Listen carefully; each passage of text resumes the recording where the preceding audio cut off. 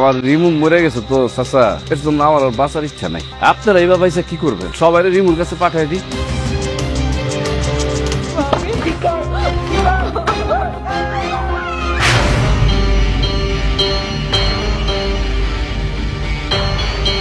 আমার রিমু মানে আমার বউ রে তোমার কাছে আর কোনোদিন চাইতে আসবো না।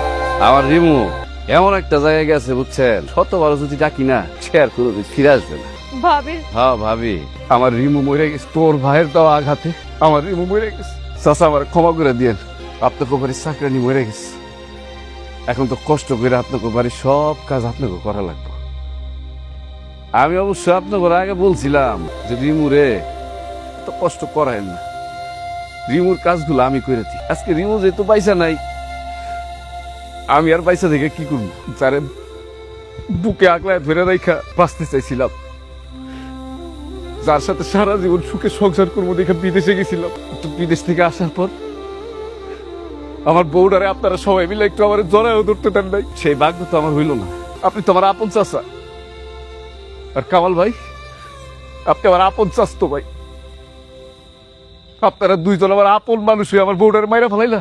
আপনাকে বাড়ির চাকরানি তো ঘুরে গেছে, এখন তো এই বাড়ির সব কাজ আপনার করা লাগবে।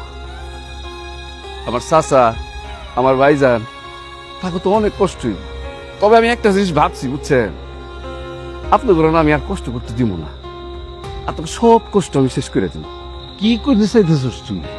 কিছু না চাচা,